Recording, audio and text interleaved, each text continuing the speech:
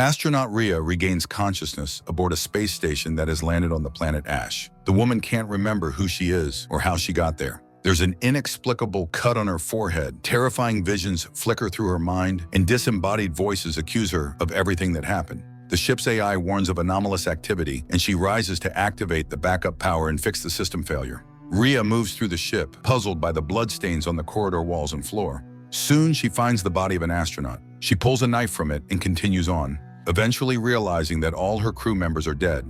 For some reason, the airlock is open, and the woman steps into a rocky world where flakes of ash fall from above. Overhead, a massive light tunnel seems to unfold in the sky. In that moment, she suddenly remembers a name: Brian. Breathing becomes difficult, and she returns to the ship, where the system reports that the oxygen level inside is critically low.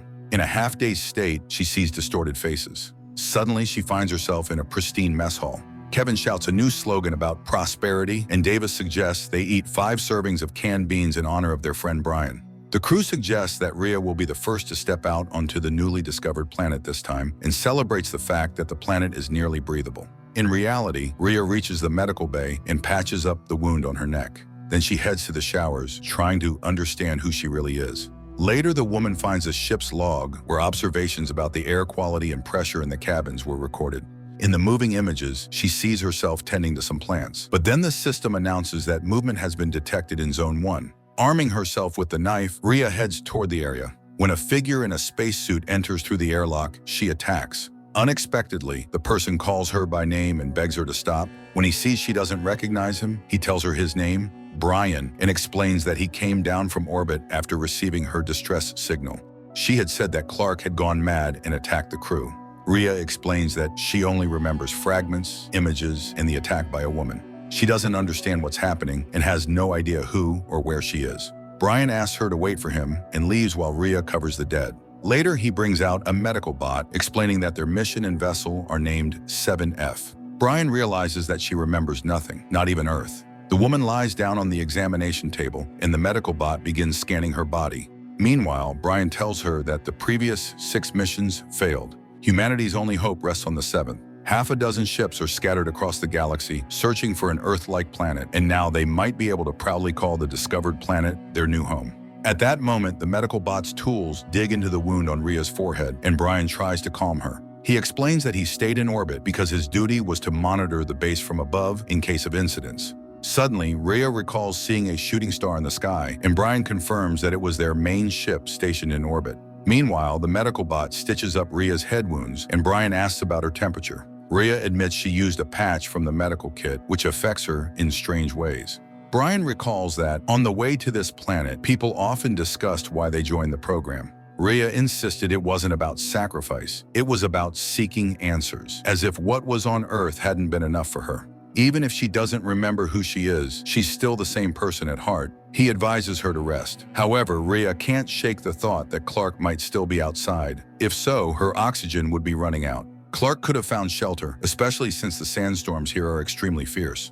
Riya puts on a spacesuit and goes out to search for her colleague. She recalls having seen a drone she planned to pilot before everything went wrong. As she searches the area, Riya speculates that Clark might have been infected with something that drove her insane, causing the massacre. Riya drags black body bags containing the astronauts outside, while Brian urges her to let go of the past. The station is running on reserves, with only basic functions working, and even the oxygen is depleting. They must leave this planet as soon as possible. Everything else, including what happened here, takes a back seat. First, they need to return to orbit, which isn't easy because the shift in the satellite's orbit must precisely align. Brian worries about her condition, and Riya herself feels exhausted. She decides to take a short break. Suddenly, while looking at Kevin's dead face, she sees a bloody monster. The hallucination fades, and the woman returns to the ship, attributing everything to exhaustion. But almost every object that could be used as a weapon reminds her of the massacre. Riya applies another psychedelic medical patch to her neck. Later, a sandstorm sweeps over the station, and as Riya watches it, she admits that she's starting to remember bits and pieces. Then the AI reports a breach has been detected. Donning their spacesuits, they go to locate the damage, heeding warnings about critically low air levels. Upon reaching the emergency level, they realize someone must have been there. Riya hears a strange noise, follows it, and finally finds the breach. As she welds it shut, the mutilated face of Clark appears before her. Struggling to fight off the vision, she manages to finish the repair and return inside. Brian proposes that Clark might have come into contact with some pathogen that caused a psychotic breakdown, something like rabies. But Riya feels that something doesn't add up and that they are missing a bigger piece of the puzzle. She wants to get to the bottom of it and find Clark. However, Brian reminds her that they've already lost 30% of their oxygen. The next launch window is in 5 hours. A heated argument brews between the astronauts, as failing to launch would mean suffocating, and it would all be for nothing.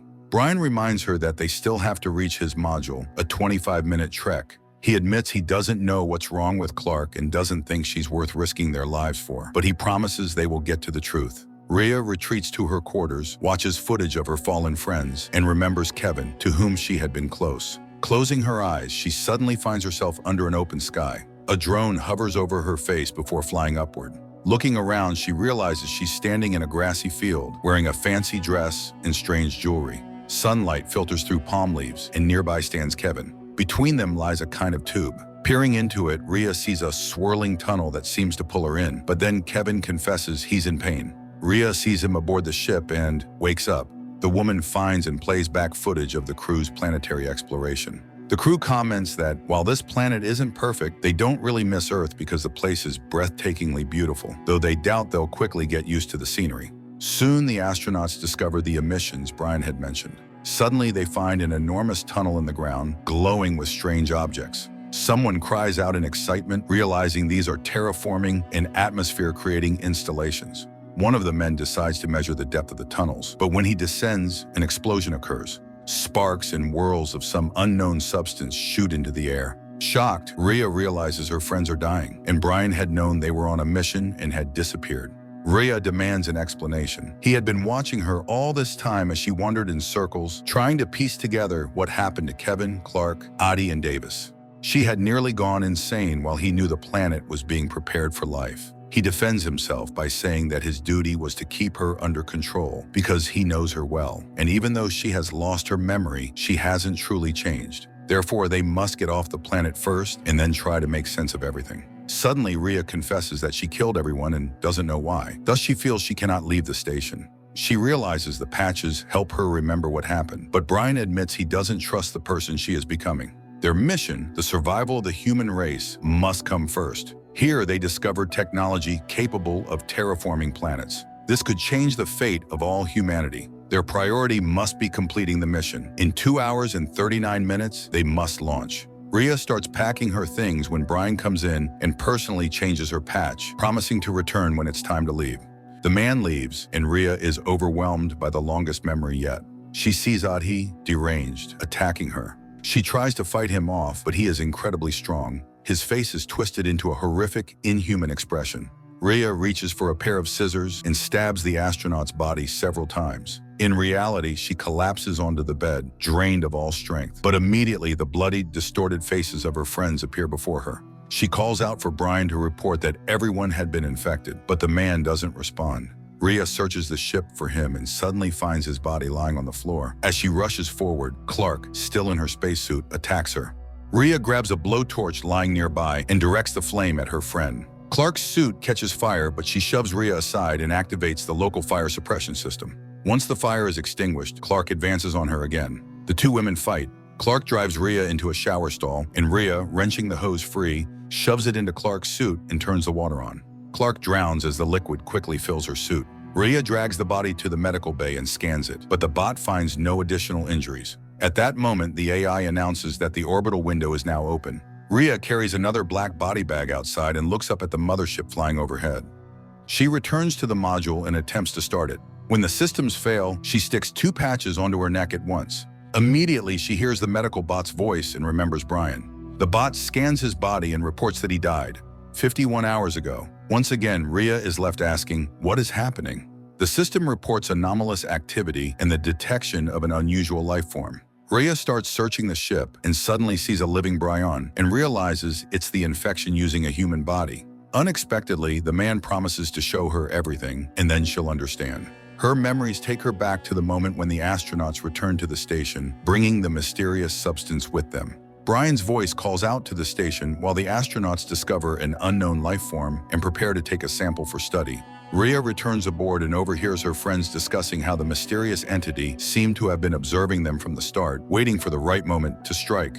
Adi suggests fleeing as soon as possible to protect the mission, but Riya reminds them that their mission was to live a life light years away from home. And now they had witnessed something that could help humanity colonize planets without poisoning themselves with unsuitable atmospheres. She dons her spacesuit, ventures into the contaminated section, and manages to collect a sample. Studying it, she realizes it's a form of self-replicating technology. Adi calls out to her, and suddenly the sample expands, shattering the containment glass and attacking him. Horrified, Riya watches as a squid-like creature forces itself up Adi's nose. His face twists into a monstrous expression, and he attacks her. The rest of the crew rushes in. Clark tries to pull Riya away while Kevin checks on Adi, but Adi attacks Kevin. Kevin kills him, but the creature immediately jumps to its new host. Kevin attacks Riya. Clark, still in her spacesuit, shoves Kevin aside in an attempt to save her friend, but Kevin assaults Clark brutally just as Brian enters and stands in shock, unable to believe what he sees. Kevin notices Brian and leaves Clark to go after him. Riya tries to help Clark, puts a whole helmet on her, and pushes her out the door, ordering her to reach the landing module. Kevin calls out to Riya. The woman apologizes for what she's about to do. She sees him beginning to mutate and stabs him in the chest with a knife. The creature exits his body and burrows into the wound on her temple. Suddenly, she seems to see it inside her own mind.